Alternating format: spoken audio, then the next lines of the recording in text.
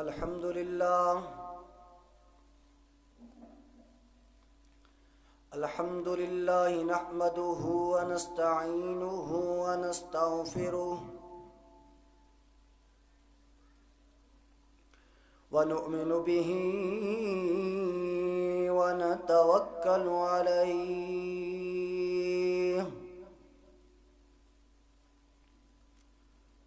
ونعوذ بالله من شرور أنفسنا ومن سيئات أعمالنا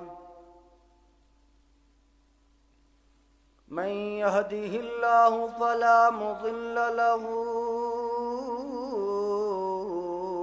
ومن يضلله فلا هادي له ونشهد أن لا إله إلا الله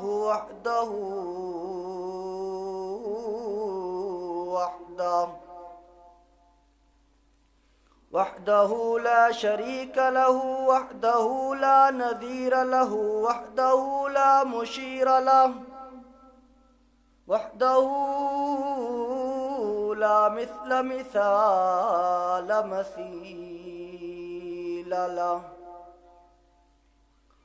ونشهد أن سيدنا وسندنا وحبيبنا ومولانا محمدا عبده ورسوله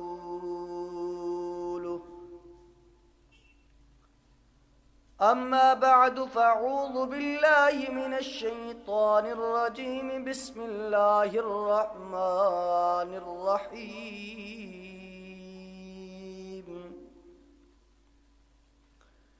يا أيها الذين آمنوا اذكروا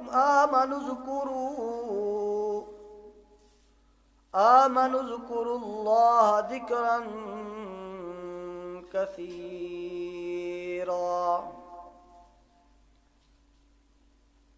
ذكرا كثيرا وسبحوه بكرة وأصيلا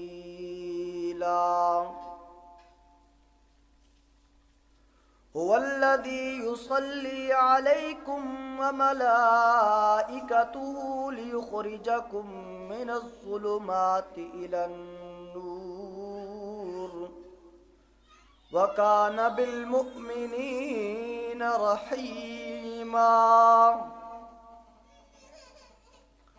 تحيتهم يلقونه سلام وأعد لهم أجرا كريما صدق الله العظيم وصدق رسوله النبي الأمي الكريم اللهم صل على محمد وعلى آل محمد كما صليت على إبراهيم وعلى آل إبراهيم إنك حميد مجيد اللهم بارك على محمد وعلى آل محمد كما باركت على إبراهيم وعلى آل إبراهيم إنك حميد مجيد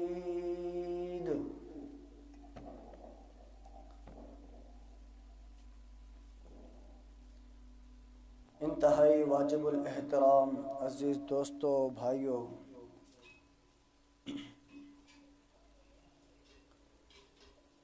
جیسا کہ آپ حضرات کو معلوم ہے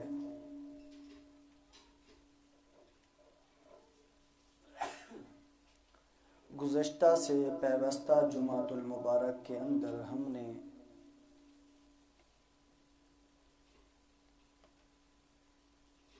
کامیابی کے اصولوں کا تذکرہ شروع کیا تھا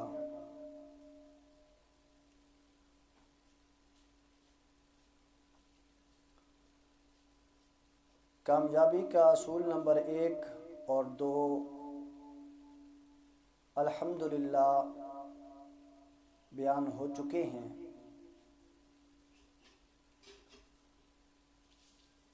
نمبر 1،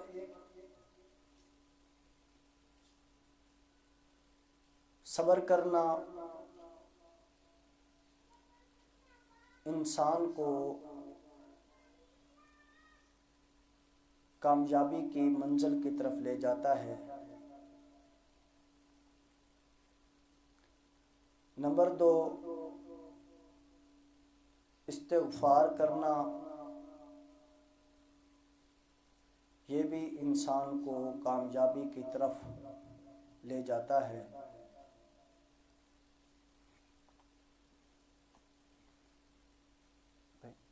پہلی لائن اتو تو جڑا بٹن کھڑا نا تھوڑے گھٹ کرو جا، ہاں تھوڑے گھٹ کرو جا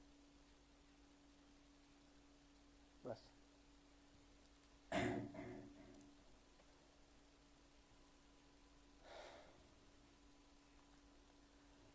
آج کے خطبہ جمعۃ المبارک کے اندر کامیابی کے اصول نمبر 3 اور 4 کو بیان کروں گا۔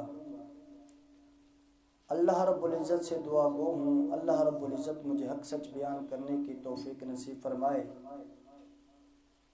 پھر مجھے اور آپ کو اس پر عمل کرنے کی توفیق نصیب فرمائے۔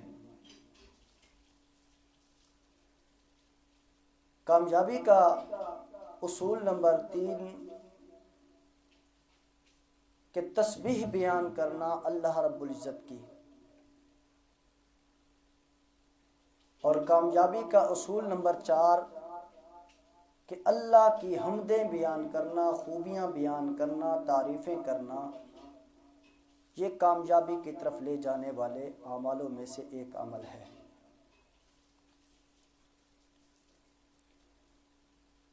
اگر ہم تسبیح کو اور تحمید کو، اللہ کی پاکی بیان کرنے کو اور اللہ کی حمدیں بیان کرنے کو اکٹھا کر لیں تو اس کا دوسرا نام ذکر بن جائے گا۔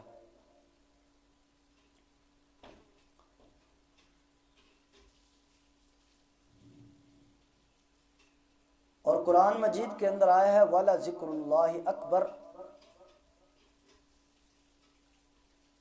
کہ اللہ کا ذکر بہت بڑا ہے۔ وہ کیسے؟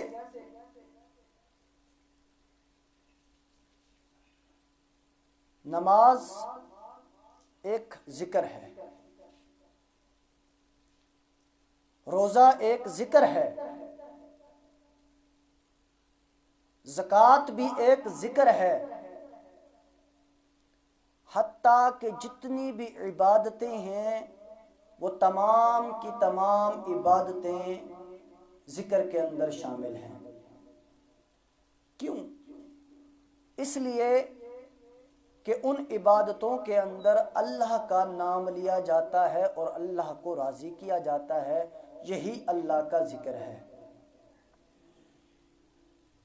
اور یہ بھی آپ کو پتہ ہونا چاہیے کہ ذکر اعمال کی روح ہے۔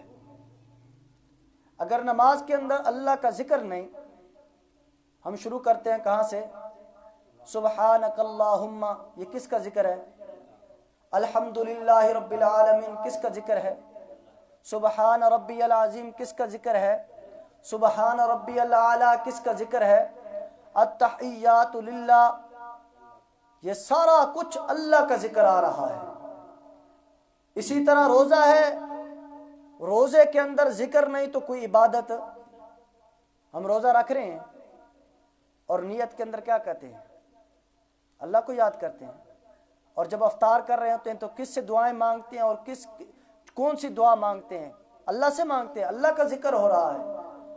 اور اگر روزے کے اندر اعمال نہیں کرتے، آپ عبادتیں نہیں کرتے، تو آپ کا روزہ بھی کسی کام کا نہیں ہے۔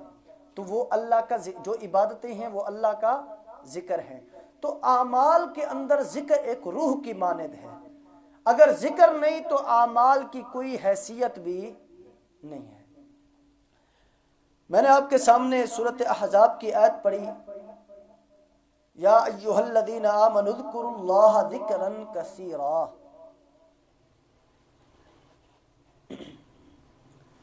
نماز کے اندر ذکر محدود کہ بجان فجر کی 4 رکعتیں،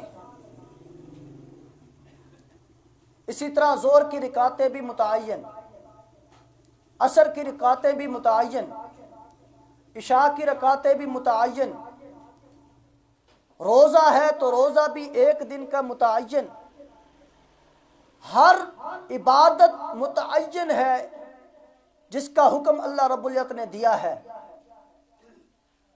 لیکن جب ذکر کا حکم دیا تو فرمایا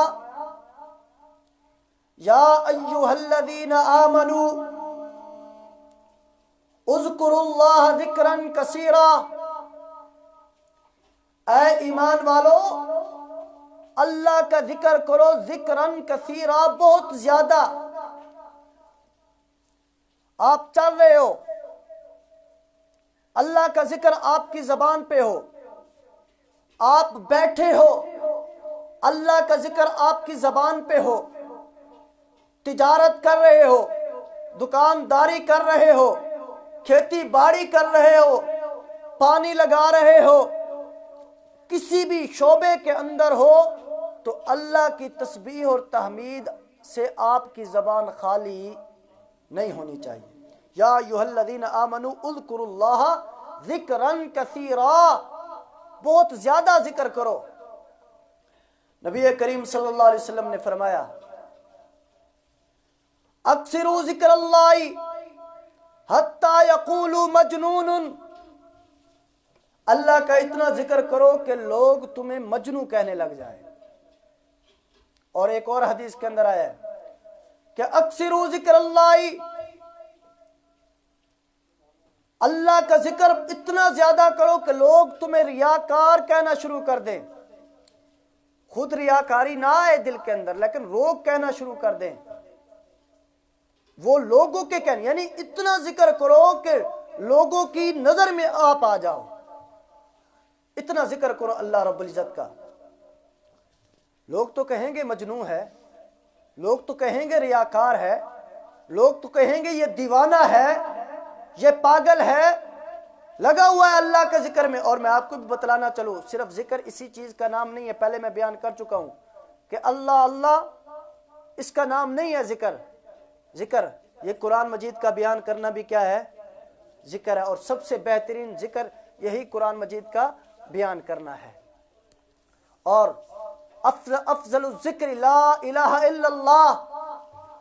اب اس کا مطلب یہ نہیں کہ لا الہ الا اللہ پڑھنا، ٹھیک ہے پڑھنا ثواب ہے، لیکن لا الہ الا اللہ افضل الذکر لا الہ الا اللہ، یہ اللہ کی توحید کو بیان کرنا افضل ذکر ہے۔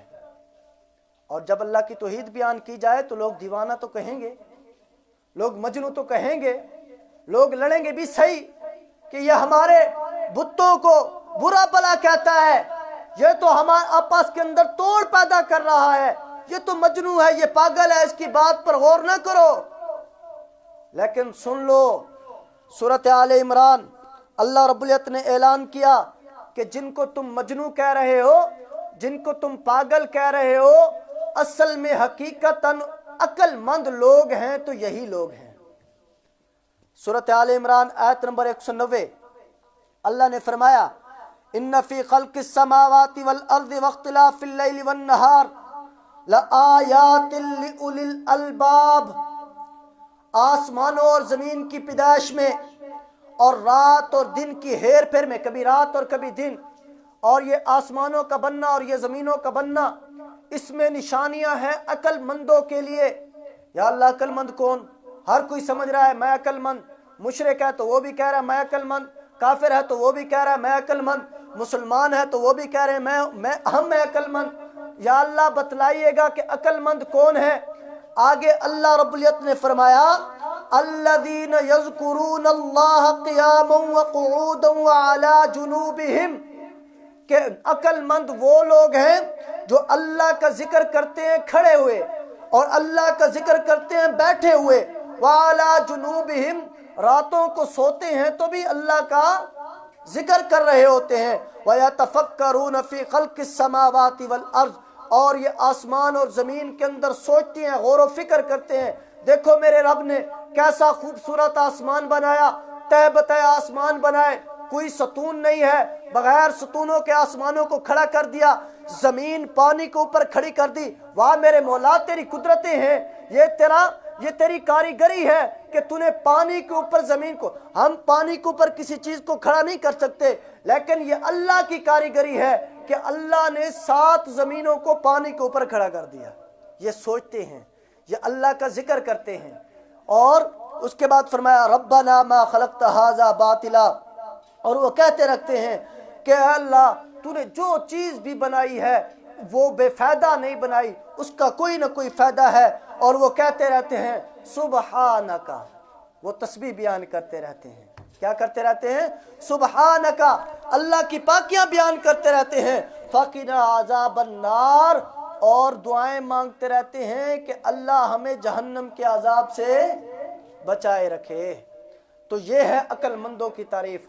آج کل ہر کوئی اپنے آپ کو عقل مند کہتا ہے کہ میں اقبال کے شعر یاد کر لیا اور سمجھ لیا کہ میں عقل مند بن گیا ہوں۔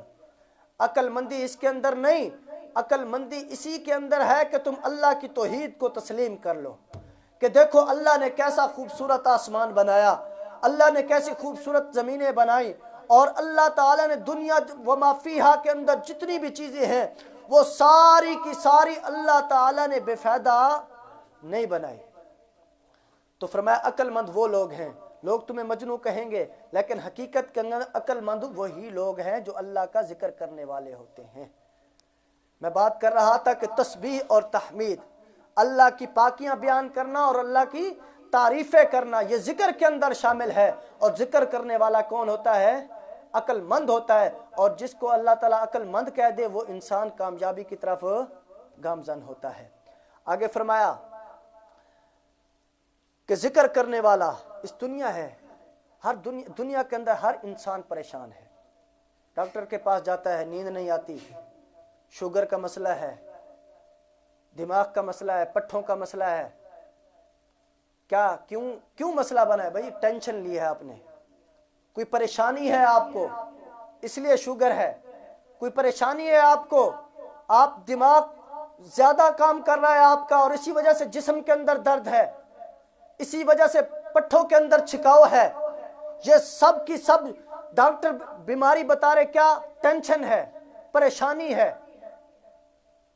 اور علاج اس کا کر رہے ہیں۔ ہر انسان کی کوشش ہوتی ہے کہ اس کا ہمارے پاس علاج موجود ہو اور ٹینشن ختم ہو، لیکن اصل نہ ہم اس کی تشخیص کر سکے ہیں اور نہ ہی اس کا علاج کر سکے ہیں، کیونکہ علاج بغیر تشخیص کے ممکن نہیں۔ انسان کو بخار ہے اور اس کی تشخیص ہوتی ہے کسی اور بیماری سے، تو وہ اور بیماری کی دوائی کھاتا رہے گا تو اس کو بخار سے آرام نہیں آئے گا۔ جب تک اس بیماری کی تشخیص نہیں ہوگی اور اس کے بعد جب علاج شروع ہوگا اس وقت تک اس سے بیماری ٹلے گی نہیں۔ اب اس پریشانی کا حل، ان مصیبتوں کا حل 2 طریقوں سے ہے۔ بات تھوڑی سی لمبی ہو رہی ہے لیکن آپ نے غور کرنا ہے کہ پہلے نمبر پر کہ مصیبتیں جو آتی ہیں، ہم نے مصیبتوں کو کیا سمجھا ہے کہ غربت ایک مصیبت ہے، اس وجہ سے ہم پریشان ہیں۔ کوئی دکھ آ گیا، ہم نے اس کو سمجھا یہ مصیبت ہے اور اس کو ختم کرنے کی کوشش کی، اس دکھ کو ختم کرنے کی کوشش کی، لیکن اصل مصیبت تو یہ ہے کہ جب دل کو تکلیف پہنچتی ہے، اصل مصیبت دل کو تکلیف پہنچنا ہے، اور یہ جو اسباب ہیں، مثال کے طور پر کسی کے اوپر بخار آ گیا، کسی کے والدین میں سے کوئی فوت ہو گیا، یا کسی کے مال میں گھاٹا آ گیا، تجارت کے اندر کمی ہو گئی، یہ اسباب ہیں مصیبت کے۔ اصل جو مصیبت ہے وہ دل کو ٹھیس پہنچنا ہے، دل کو تکلیف پہنچنا ہے، جو پریشانی ہوتی ہے وہ اصل مصیبت ہے۔ اور اس کا علاج کیا ہے؟ اس کا ایک علاج تو یہ ہے کہ ہم حوادثات اور عوارضات کو کیا کر دیں؟ ختم کر دیں۔ اس کا جب خاتمہ ہو جائے گا تو دل کو تسکین مل جائے گی۔ اور دوسرے نمبر پر یہ ہے کہ ہم اپنے دل کا علاج کریں۔ دو ہے، یا تو حوادثات کو ختم کریں، عوارضات کو، یا اپنے دل کا علاج کریں۔ پہلا علاج تو ناممکن ہے، کیونکہ اللہ رب العزت نے اس دنیا کے اندر جو اس عالم کو بنایا، یہ عالم ازداد ہے کہ ایک طرف دکھ ہے تو دوسری طرف کیا ہے؟ سکھ ہے۔ ایک طرف خوشی ہے تو دوسری طرف کیا ہے؟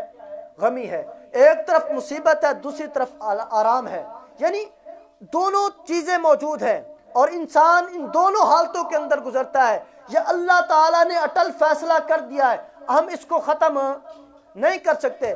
اب دوسرا علاج یہ ہے کہ ہم دل کا علاج کریں، اور دل کا علاج یہ ہے الا بذکر اللہ تطمئن القلوب، کہ اللہ کے ذکر سے اپنے دلوں کو مطمئن کرو۔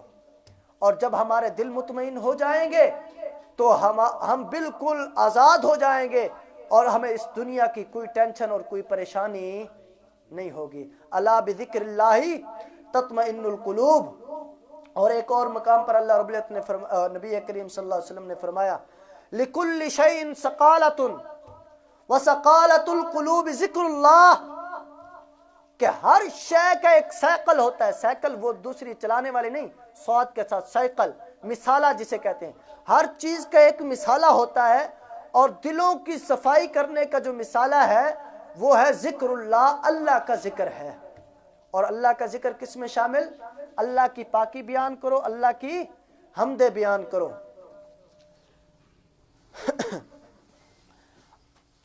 کتابوں کے اندر، تاریخ کے اندر لکھا ہے افلاطون کا سوال، وقت بہت زیادہ ہو گیا ہے، چلے ایک بات سنا دوں پھر میں اجازت چاہتا ہوں، آگے میری تقریر تو ابھی آدھی بھی نہیں ہوئی۔ افلاطون نے حضرت موسیٰ علیہ السلام سے سوال کیا کہ یہ جو آسمان ہے، سارا آسمان کو تیر کمان سمجھ لو، اور یہ جو حوادثات ہیں اور عوارضات ہیں اس کو تیر سمجھ لو، اور تیر انداز اللہ کو مان لو، تو ان سے کوئی بچ سکے گا؟ کوئی بھی ایسی ہستی نہیں بچ سکے گی جو تیر کمان اتنا بڑا ہو، اور حوادثات جو عوارضات ہمارے ساتھ لگے ہوئے ہیں وہ سارے کے سارے تیر بن جائیں، اور اللہ تعالیٰ تیر انداز بن جائے، تو کوئی بھی آدمی نہیں بچے گا۔ حضرت موسیٰ علیہ السلام نے فرمایا پھر بھی ایک صورت ہے بچنے کی۔ فرمانے لگا کون سی صورت ہے وہ؟ فرمایا تم تیر انداز کے سائیڈ پر لگ جاؤ تو تم بچ جاؤ گے۔ کہنے کا مطلب یہ تھا کہ اللہ کے ساتھ جڑ جاؤ تو تم بچ جاؤ گے۔ جب آدمی تیر انداز کے ساتھ آ کر کھڑا ہو جائے اور تیر کمان کا رخ ہو آگے، تو تیر تو اس کو نہیں لگے گا نا۔ تو جب اللہ کے پہلو میں آ جاؤ گے، اللہ کا ذکر کرنا شروع کر جاؤ گے، اللہ کے ساتھ تمہارا تعلق ہو جائے گا، تو تم حوادثات اور عوارضات سے کیا ہو جاؤ گے؟ بچ جاؤ گے۔ باتیں بہت زیادہ ہیں۔ آخری بات کہ نبی کریم صلی اللہ علیہ وسلم نے فرمایا کلمتان خفیفتان علی اللسان ثقیلتان فی المیزان حبیبتان الی الرحمن، کہ دو جملے ایسے ہیں جو زبان پر بڑے آسانی کے ساتھ آ جاتے ہیں اور میزان کے اوپر، ترازو کے اوپر بہت بھاری ہیں۔ حبیبتان الی الرحمن، اور اللہ رب العزت کو بہت زیادہ محبوب ہیں۔ وہ کون سے جملے ہیں؟ فرمایا سبحان اللہ وبحمدہ سبحان اللہ العظیم۔ اور ایک مقام پر نبی کریم صلی اللہ علیہ وسلم نے فرمایا کہ اپنی ڈھالوں کو تیار رکھو۔ صحابہ کرام نے فرمایا یا رسول اللہ کوئی کسی دشمن کا خطرہ ہے، کوئی حملہ کرنے والا ہے؟ فرمایا نہیں، بلکہ آگ سے اپنے آپ کو آگ سے بچاؤ اور ڈھال تیار رکھو۔ فرمایا کیا کریں؟ فرمایا نبی کریم صلی اللہ علیہ وسلم نے فرمایا اس کا ذکر دوبار ہاں کرو، سبحان اللہ والحمد للہ ولا الہ الا اللہ واللہ اکبر ولا حول ولا قوت الا باللہ، جو تیسرے کلمے کے اندر آتا ہے۔ اس کا ذکر تم بار بار کرو. اور سبحان اللہ، الحمدللہ، اللہ اکبر، یہ جملے بھی اللہ تعالیٰ کو بہت پسند ہیں. اور جو آدمی کہتا ہے سبحان اللہ و بحمدہ ایک دن میں 100 مرتبہ پڑھ لیتا ہے تو اس کے گناہ اس طرح جھڑ جاتے ہیں جس طرح خزاں کے اندر درختوں سے پتے جھڑتے ہیں. اور ایک اور حدیث کے اندر فرمایا نبی کریم صلی اللہ علیہ وسلم نے، جو اس کو 100 مرتبہ پڑھتا ہے تو اس کے گناہ جھڑ جاتے ہیں، چاہے وہ سمندر کی جھاگ کے برابر ہی کیوں نہ ہو. تو سبحان اللہ و بحمدہ سبحان اللہ العظیم. اٹھتے بیٹھتے چلتے پھرتے ہر وقت اللہ کا ذکر آپ کی زبان پر ہونا چاہیے. جب اللہ کا ذکر آپ کی زبان پر ہوگا تو میں ایک چیز بیان کر رہا تھا، اس کا نتیجہ جو وہ رہ گیا ہے. فرمایا سورۃ آل عمران کے اندر کہ جو آدمی اللہ کا ذکر کرے گا، جو میں نے آپ کے سامنے آیت پڑھی تھی اسی آیت کے بارے میں کہا. اس کے بعد فرمایا اللہ رب العزت ان کو کیا کریں گے، ان کا ٹھکانہ جنت کے اندر کر دیں گے. اس کا ٹھکانہ کیا ہوگا؟ جنت ہوگا، جو ہمیشہ ہمیشہ کے لیے اس کے اندر وہ رہیں گے. اللہ رب العزت سے دعا گو ہوں اللہ رب العزت مجھے اور آپ کو اس پر عمل کرنے کی توفیق نصیب فرمائے. وآخر دعوانا ان الحمدللہ رب العالمین.